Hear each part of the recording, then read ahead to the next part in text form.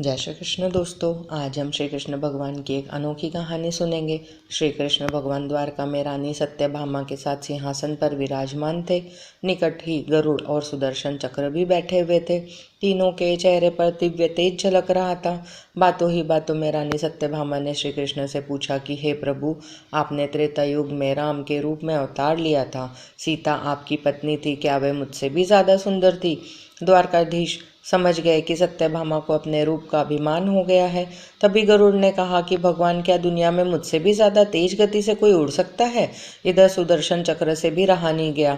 वे भी कह उठे कि भगवान, मैंने बड़े बड़े युद्धों में आपको विजयश्री दिलवाई है। क्या संसार में मुझसे भी ज्यादा शक्तिशाली कोई है? भगवान मन ही मन मुस्कुरा रहे थे। वे जान रहे थे कि उनके इन तीनों भक्तों को अहंकार हो गया है और इनका अहंकार नष्ट करने का समय आ गया है। ऐसा सोचकर उन्होंने गरुड़ से कहा कि हे गरुड़, तुम हनुमान के पास में जाओ और कहना कि भगवान राम माता सीता के साथ उनकी प्रतीक्षा कर रहे हैं। गरुड़ भगवान की आज्ञा लेकर हनुमान जी को लाने चले गए। इधर श्री कृष्ण ने सत्यभामा से कहा कि देवी, आप सीता के रूप में तैयार हो जाए, और स्वयं द्वारकाधीश ने राम का रूप धर लिया। मधुसूदन ने सुदर्शन चक्र को आज्ञा देते हुए कहा कि तुम महल के प्रवेश द्वार पर पहरा दो और ध्यान रहे कि मेरी आज्ञा के बिना महल में कोई प्रवेश न करे। भगवान की आज्ञा पाकर चक्र महल के प्रवेश द्वार पर तैनात हो गए। गरुड़ ने हनुमान के पास पहुंचकर कहा कि हे वानर श्रेष्ठ, भगवान राम माता सीता के साथ द्वारका में आपसे मिलने के लिए प्रतीक्षा कर रहे हैं। आप मेरे साथ चले, मैं आपको अपनी पीठ पर बैठाकर शीघ्र ही वहां ले जाऊंगा। हनुमान ने विनय पूर्वक गरुड़ से कहा, आप चलिए, मैं आता हूँ। गरुड़ ने सोचा, पता नहीं ये बूढ़ा वानर कब तक पहुंचेगा।